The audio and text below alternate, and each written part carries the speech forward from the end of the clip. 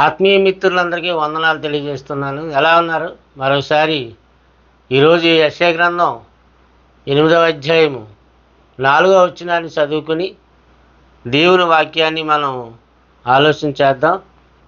అంచేత బైబిల్ ఉన్న ప్రతి ఒక్కరూ బైబిల్ తెరిచి మీ యొక్క వాక్యాన్ని ధ్యానం చేయవలసిందిగా, ఆలోచన చేయవలసిందిగా, ఆ రిఫరెన్స్లు చదువుతున్నప్పుడు చెప్తున్నప్పుడు మరి అలాగూ బైబిల్లో ఉందా లేదా అని బెరయాలో ఉన్న క్రైస్తవులు ఎలాగైతే వాళ్ళు మరి ప్రతిరోజు పరిశీలన చేస్తూ బైబిల్ని పరిశోధిస్తూ వచ్చారో, అలాగే యెషయా గ్రంథం నేను మీకు తెలియపరుస్తూ వివరిస్తూ ప్రతిరోజు ఈ వాక్యం చెప్తున్నాను. ఇంచేత మీరు కూడా దైవజ్ఞానం కలిగిన వాళ్ళుగా ఎదగడానికి ఈ మాటలు జాగ్రత్తగా పరిశీలించాలని చెప్పి మీకు మరి ప్రభుపేట మనవి చేస్తున్నాను. ఏమండి, ఈ యొక్క వాక్య భాగం మనం చదువుకుందాం.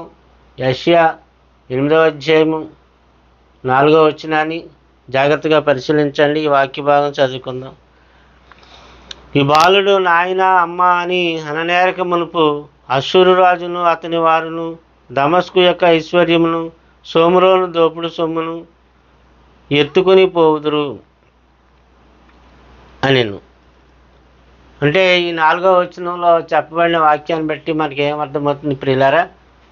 ఈ యొక్క అశ్షూరు రాజు అయినటువంటి ఆ చక్రవర్తి అయినటువంటి ఆయన ఇశ్రాయేలు దేశం మీదకి వస్తాడు. ఆ ఇశ్రాయేల్ దేశాన్ని ధ్వంసం చేసి దాన్ని చెరపట్టి దాని దోపుడు సొమ్ము అంతా దోసుకెళ్ళిపోతాడు అనేటువంటిది మొదటిది.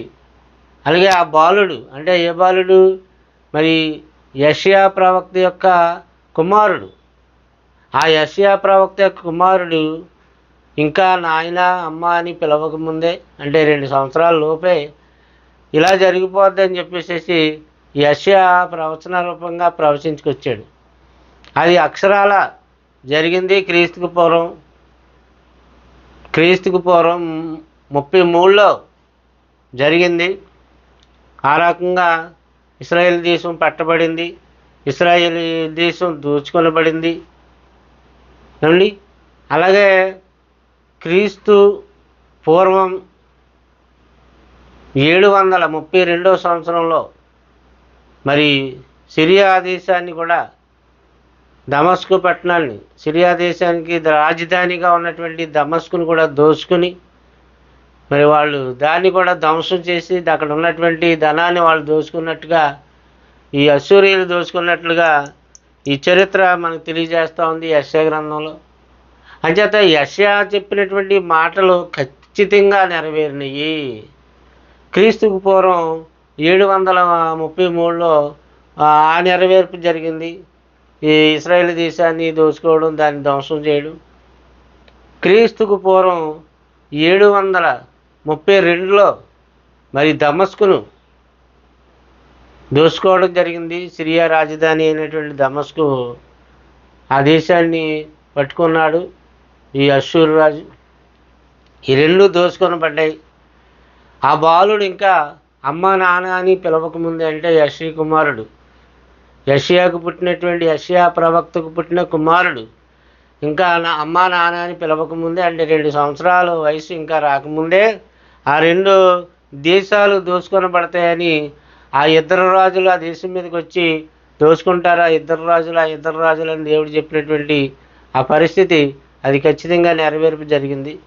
అంటే యెషయా చెప్పినటువంటి ఆ ప్రవచనం మరి ఎంత ఖచ్చితంగా నెరవేరింది అన్నదే ఇక్కడ మనం చూస్తూ ఉన్నాం.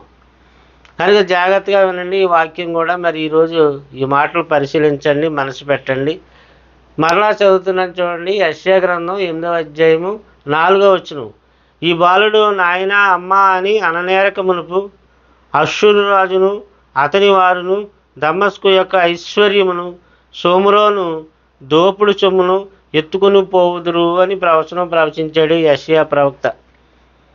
అక్షరాల జరిగింది. అది మనం 7వ అధ్యాయంలో చూసాం కదండి. 7వ అధ్యాయము 15-16లో చూసాం. ఆ వాక్యాన్ని మళ్ళీ ఒకసారి చదువుకుందాం. బైబిల్ తెరిచి చూడండి. కీడుని విసర్జించుటకును మేలును కోరుకొనుటకును అతనికి తెలివి వచ్చినప్పుడు అతడు పెరుగు తేనెను తినును. కీడుని విసర్జించుటకును మేలును కోరుకొనుటకును ఆ బాలునికి తెలివి రాకమునుపు నిన్ను భయపెట్టు ఆ ఇద్దరు రాజుల దేశము పాడు చేయబడును అని చెప్పాడు. చూసారా, నిన్ను భయపెట్టువంటి ఆ ఇద్దరు రాజుల దేశము పాడు చేయబడుతుంది. ఇశ్రాయేల్ దేశం పాడు చేయబడింది, మరి సిరియా దేశం కూడా పాడు చేయబడింది అనేటువంటి వాస్తవాన్ని మనం ఇక్కడ చూడవచ్చు. యెషయా 17:3 ఏం చెప్తున్నాడంటే, ప్రియులారా, మరి దేవుడు చెప్పిన ప్రవచనాలు ప్రవక్తల ద్వారా ఏమైనప్పటికీ అవి ఖచ్చితంగా నెరవేర్పు జరుగుతూ వచ్చినాయి. ఎఫ్రాయిమునకు దుర్గము లేకపోవును, దుర్గం అంటే కోట, దమస్కునకు రాజ్యము లేకుండాను ఇశ్రాయేలీల ప్రభావమునకు జరిగినట్లు ఏమండి సిరియాలో నుండి శేషించిన వారికి జరుగును. సైన్యములకు అధిపతి యెహోవా ఈ మాట సెలవిస్తున్నాడు. సైన్యాలకు అధిపతి అని యెహోవా సెలవిస్తున్నాడండి, ఇంక దానికి తిరిగి ఉండదని అర్థం. అంచేత యెషయా గ్రంథంలో చాలా మంచి మంచి విషయాలు ఉన్నాయి.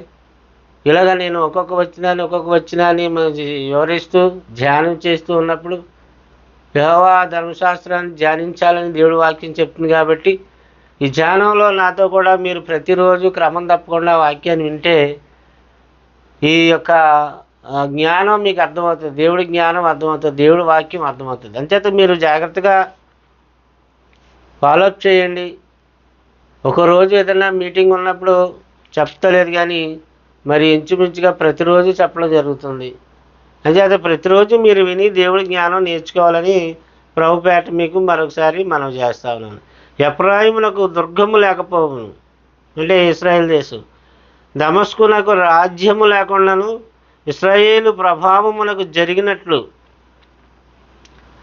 సిరియాలో నుండి శేషించిన వారికి కూడా జరుగుతుంది. సైన్యములకు అధిపతి యెహోవా ఈ మాట సెలవిస్తున్నాడని చెప్పి అక్కడ వ్రాసాడు. అంచేత ఈ ప్రవక్త ద్వారా దేవుడు చెప్పినవి ఖచ్చితంగా నెరవేరినాయి, అందులో ఇంక సందేహం ఏమి లేదు.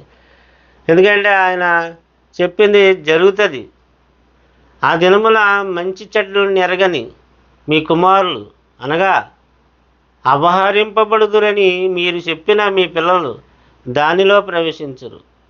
దానిని వారికి ఇచ్చేదను, వారు దానిని స్వాధీనపరుచుకుందరు అని ద్వితోపదేశకాండం 1:39 ఈ మాట రాయబడింది. ఆ దినమున మంచి చెడ్డలు నెరగని మీ కుమారులు, చిన్నపిల్లలు అనమాట, మంచి చెడ్డలు ఇంకా వాళ్ళకి తెలియదు, అనగా అపహరింపబడుదురని మీరు చెప్పిన మీ పిల్లలు దానిలో ప్రవేశిస్తారు.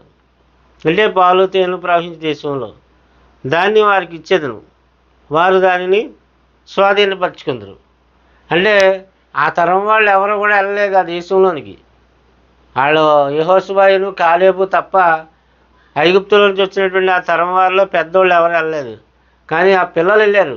వాళ్ళ పిల్లలు మంచి చెడ్డలు ఎరగినటువంటి పిల్లలు, వాళ్ళు వెళ్తారని దేవుడు చెప్పాడు. దేవుడు చెప్పినట్టుగానే ఆ దేశంలోనికి ఆ పిల్లలు వెళ్ళారు. ఆ తరం వారిలో కాలేబుని యెహోషువ వెళ్ళారు. ఆ కాలేబు యెహోషువ మరి ఎందుకు వెళ్ళారంటే, ప్రియులారా, మీకు అందరికీ తెలిసి ఉంటుంది, వాళ్ళిద్దరూ కూడా మంచి యథార్థ హృదయంతో, పూర్ణ బలంతో, పూర్ణ శక్తితో దేవుణ్ణి ఆరాధించి దేవుని ఆజ్ఞలను వాళ్ళు గైకున్నారు. కాబట్టి పాలు తేనె ప్రవహించే దేశమైన ఇశ్రాయేల్ దేశంలోనికి వాళ్ళిద్దరూ మాత్రమే ఆ తరం వాళ్ళు వెళ్ళారు. వాళ్ళ పిల్లలు వెళ్ళారు, ఇశ్రాయేల్ యొక్క పిల్లలు మరి ఆ దేశంలోనికి ప్రవేశించినట్లుగా మనకి అనిపిస్తూ ఉంది. అంచేత ఈ మాటలన్నీ కూడా మీరు జాగ్రత్తగా ఆలోచన చేస్తే చాలా మంచి విషయాలు మనం నేర్చుకుంటూ ఉన్నాం. మరొక వచనాన్ని ఈ సందర్భంలో చదువుకున్నాం. రాజుల 2వ గ్రంథం 15:29 ఇలాగూ రాయబడి ఉన్నది. ఇశ్రాయేలు రాజు అయినటువంటి పెకాహు దినములలో అశ్షూరు రాయినటువంటి రాజైన తిగ్లత్పిలేసెరు వచ్చి ఇయ్యోను పట్టణమును, అబేల్బేత్మయ పట్టణమును, యనయాహు పట్టణమును, కేదేశు పట్టణమును, ఆషోరు పట్టణమును, గిలాదు దేశమును, గలిలయ దేశమును, నప్తాలి దేశమంతయును పట్టుకుని అచ్చటనున్న వారిని అశ్షూరు దేశమునకు చెరగా తీసుకొని పోతాడు. అంటే ఆ కాలంలో ఈ అశ్షూరు రాజు చాలా బలంగా ఉన్నాడు. ఈ అశ్షూరు రాజు బలగాలు, ఆ అశ్షూరు రాజు యొక్క సైన్యాలు, ఆ అశ్షూరు రాజు యొక్క మరి సైన్య సమూహాలు ఇవన్నీ బలంగా ఉన్నందువలన ఇస్రాయేల్ దేశాన్ని కానీ దమస్కు సిరియా దేశాన్ని కానీ వీటిలన్నిటిని కూడా అతను పట్టుకుని పోతాడు.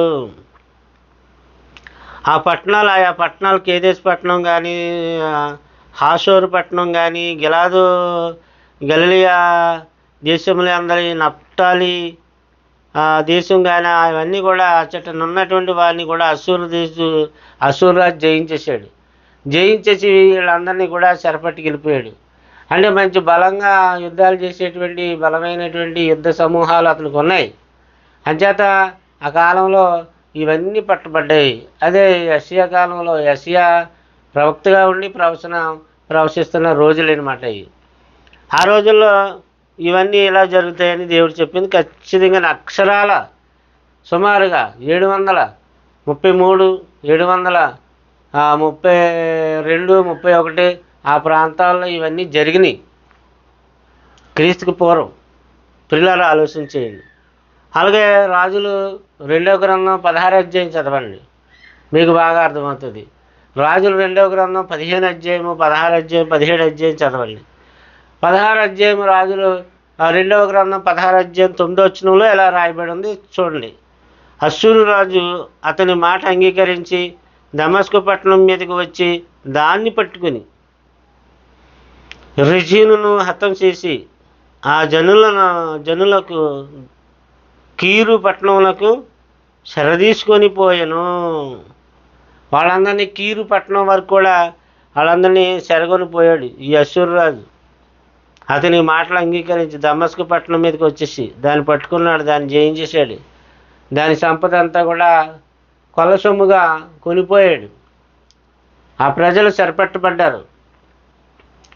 ఏమండి అంటే ఆ రోజులు రాజుల కాలంలో మరి ఆ యుద్ధాలు జరగడాలు కానీ అవన్నీ చెరగొనిపోవడాలు కానీ అది జరుగుతాయని దేవుడు ప్రవక్త ద్వారా చెప్పినవి అక్షరాల ఖచ్చితంగా మరి జరిగినాయి. అప్పుడు యెషయా ప్రవక్త మరి ఎంత గొప్పవాడో, అతని యొక్క ప్రవచనాలు ఎంత గొప్పవో, అవి ఎంత ఖచ్చితంగా నెరవేరుతాయో ఆ ప్రవక్త చెప్పాడంటే ఖచ్చితంగా జరుగుద్ది అనేటువంటి వాస్తవాన్ని వాళ్ళంతా గమనించుకోగలిగారు.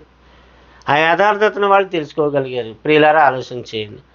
అలాగే మరొక మాట 17వ అధ్యాయం రాజులు 2వ గ్రంథం 17 అధ్యాయం చదువుతున్నాను. అతని మీదికి అష్షూరు రాజైన సల్మానేషేరు యుద్ధమునకు రాగా హోషేయ అతనికి దాసుడై పన్ను ఇచ్చువాడాయను. సరే, ఈ యొక్క అష్షూరు రాజ్యం బలంగా ఉన్నందువలన చుట్టుపక్కల రాజ్యాలన్నింటినీ అది జయించి వాళ్ళ దగ్గర మరి వాళ్ళని స్వాధీనపరుచుకుని చెరగొని పోతూ ఉంది. వాళ్ళందరూ కూడా ఆ పన్ను కట్టేవాళ్ళుగా మారిపోతూ ఉన్నారు. ఆ దేశానికి పన్ను చెల్లిస్తూ ఉన్నటువంటి పరిస్థితి కనిపిస్తూ ఉంది. అంటే అష్షూరు రాజ్యం సైన్య సమూహాలు బలంగా ఉన్నాయన్నమాట ఆ సమయంలో. అండి ఇప్పుడు సాతాను రాజ్యం బలంగా ఉంది. సాతాను యొక్క శక్తులు బాగా బలంగా పనిచేస్తున్నాయి. అంచేత మన దేశమే కాదు అనేక దేశాలు సాతాను చేత పట్టబడి దోచుకొనబడి మరి అనేక ఆత్మలు నరకాగ్ని దండనకు తీసుకుని పోబడుతున్నారన్నటువంటి విషయం వాస్తవం మనందరికీ తెలిసింది. కనుక మనం అపవాది రాజ్యంలో కలిసిపోకుండా దేవుని రాజ్యంలో ఉండడానికి దేవుడి వాక్యం వినాలి, దేవుడి జ్ఞానం నేర్చుకోవాలి, బలంగా నిలబడాలి. ప్రార్థనతోనూ వాక్యముతోనూ పాటలతోనూ దేవుడి సహవాసంలోనూ రొట్టె విరుచుట యందును బోధ యందును ప్రార్థన యందును సహవాసమందును ఎడతెక్క ఉంటే సాతానుని మనం జయించగలుగుతాం. లేదంటే సాతాన్ని మనం జయించి మనల్ని చెరగొని పోతాడన్న వాస్తవాన్ని తెలుసుకోవాలి. దేవుడు బిడ్డలారా ఆలోచన చేయండి. ఎవరికి వాళ్ళే తమ ఆత్మను కాపాడుకోవడానికి జాగ్రత్తగా ఉండాలి. ఈ రోజుల్లో ఆ రోజుల్లో మరి ఆ అష్షూరు రాజులు ఎలాగైతే జయించేసి అలా చుట్టుపక్కల ఉన్నటువంటి రాజ్యాలన్నీ దోచుకున్నారో ఈరోజు అపవాది జయించి అనేక పట్టణాలనేటి ప్రాంతాలనేటి దేశాలనేటి వాడు హస్తగతం చేసుకుని ఆత్మల నరకాగ్ని దండనకు నడిపించడంలో విజయం సాధిస్తాడన్నది ఈ సందేహం లేకుండా మనం గ్రహించవలసిన విషయం. యెషయా చెప్పినటువంటి ఆ ప్రవచనాలు అద్భుతంగా నెరవేరుతున్నాయని ఆ కాలం నాటి యూదులు కానివ్వండి, ఆ కాలం నాటి ఇశ్రాయేలీయులు కానివ్వండి వాళ్ళు అర్థం చేసుకోగలిగారు. ఈ దేవుడు మాటలు ఈ కాలం నాటి ప్రజలు అనేక మంది అర్థం చేసుకోలేకపోతున్నారు. విచారకరమైన విషయం. అదే గ్రంథంలో రాజుల 2వ గ్రంథం 17 అధ్యాయము 5-6 వచనాలు. అశ్షూరు రాజు దేశమంతటి మీదకిని సోమ్రోను మీదకిని వచ్చి 3 సంవత్సరములు సోమ్రోనును ముట్టడించాడు. 3 సంవత్సరాలు ఆ సోమ్రోనును అతడు ముట్టడించినట్లుగా మనకు కనిపిస్తుంది. ఏమండి, సోమ్రోను మీదకి వచ్చి 3 సంవత్సరముల సోమ్రోనును ముట్టడించెను. హోషేయ ఏలుబడిలో 9వ సంవత్సరం మందు అశ్షూరు రాజు సోమ్రోను పట్టణమును పట్టుకొని ఇశ్రాయేలు వారిని అశ్షూరు దేశం మీదకి చెరగొని పోయి గాజాను దగ్గరనున్న అలాహు హాబోరు అను స్థలములను మాదీల పట్టణముల్లోనూ వారిని ఉంచాను.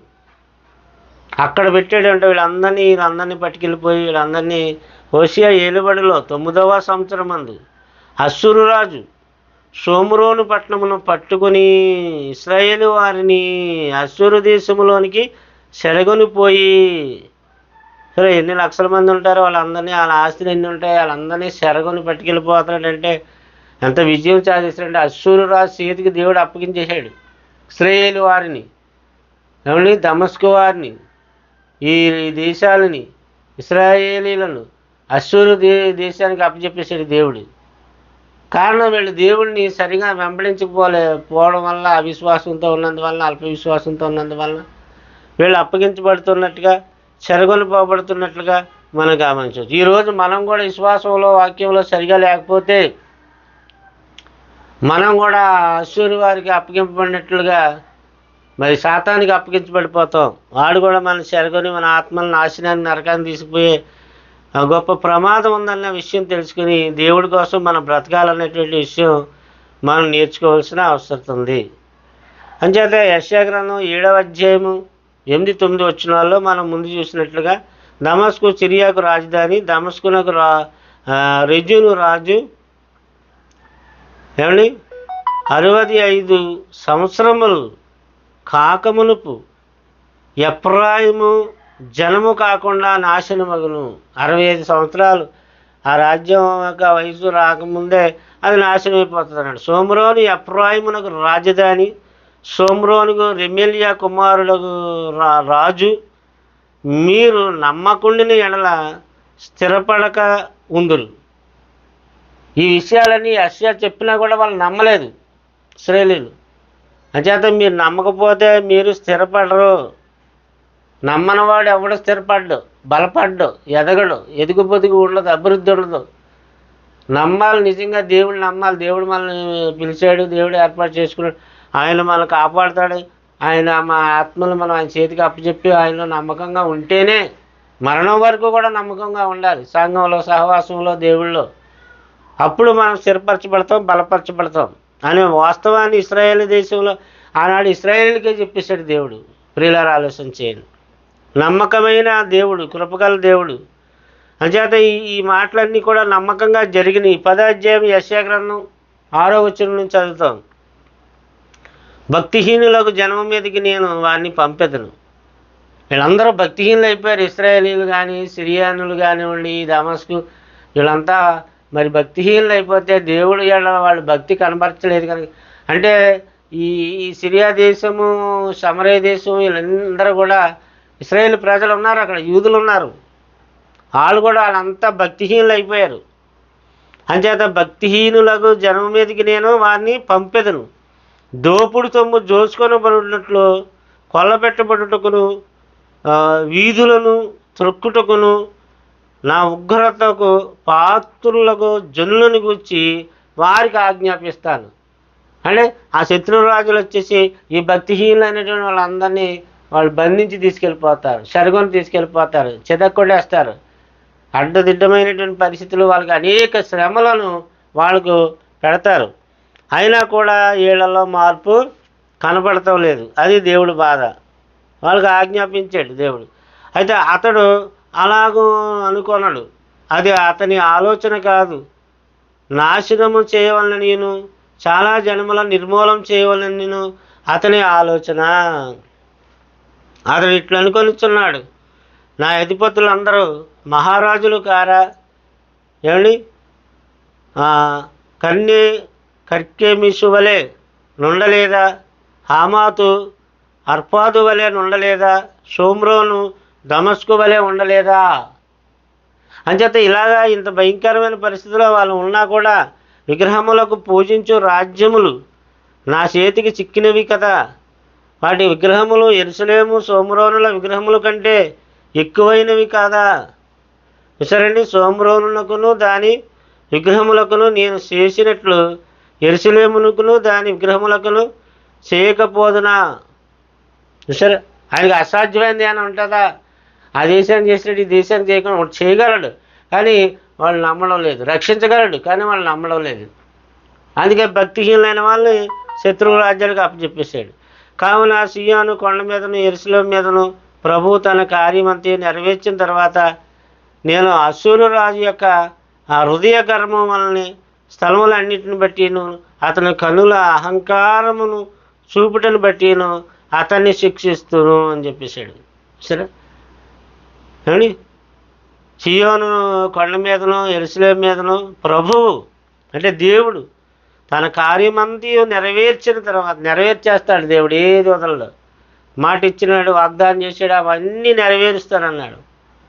నెరవేర్చిన తర్వాత నేను అశ్షూరు రాజు యొక్క హృదయ గర్వాలని పొలములన్నిటిని బట్టిను అతని కన్నుల అహంకారము చూపును బట్టిను అతన్ని శిక్షింతును అని చెప్పేసాడు. శిక్ష డిక్లేర్ అయిపోయింది. దాని మీదకి శిక్ష వచ్చేస్తుందని దేవుడు చెప్పాడని ఖచ్చితంగా శిక్ష వచ్చి తీరుతుంది. అందులో ఏ విధమైన సందేహం లేదు. అందుకే ప్రవక్తలను ఏర్పాటు చేసుకుని వాళ్ళ ద్వారా ప్రవచింపజేశాడు, తెలియపరిచాడు, హెచ్చరించాడు, ప్రకటన చేశాడు. అయినా కూడా వాళ్ళల్లో మార్పు కనపడలేదు. ప్రియులారా, ఆలోచించండి. ఇప్పటిలాగే ఇప్పుడు ఎంత చెప్పినా ప్రజల్లో మార్పు కనపడడం లేదు. అప్పుడు అలాగే ఇశ్రాయేలు చాలా మొండిబారిపోయారు. అతడు నేను వివేకిని, నా బాహుబలము చేతను నా బుద్ధి చేతను అలాగూ చేసి తిని నేను జనముల సరిహద్దులను మార్చి వారి ఖజానాలను దోచుకుంటుని మహాబలిష్ఠుని సింహాసనాసీనులను త్రోసివేసి తిని అని పక్షిరాజు గూటిలో ఒకడు చేయి వేసినట్టు జనముల ఆస్తి నా చేత చిక్కెను. ఒకడు విడవబడిన గుడ్లను ఏరుకొనున్నట్లు రెక్కలను ఆడించినదైనను నోరు తెరిచినదైనను కిచకిచలాడుచున్నదైనను లేకపోవునట్లు నిరభ్యంతరముగా నేను సర్వలోకమును ఏరుకొనుచున్నానని అనుకొనిను. అంటే గర్వించాడు మనసులో, నేను చాలా గొప్పవాడిని, నేను పక్షిరాజు గూట్లో ఒకడు చేపెట్టినట్లుగా నేను జనాల ఆస్తి అంతటిని కూడా చేపెట్టి లాక్కున్నాను, విడవబడినటువంటి గుడ్లను తెచ్చుకున్నట్లుగా నేను అందరూ తెచ్చేసుకున్నాను, నేను చాలా అంత గొప్పవాడిని ఇంత గొప్పవాడిని అలాగని ఇలాగని అతను తన యొక్క గర్వాన్ని ప్రదర్శించాడు. నేను సర్వలోకమును ఏరుకొనుచున్నానని చెప్పేసి అనుకున్నాడు.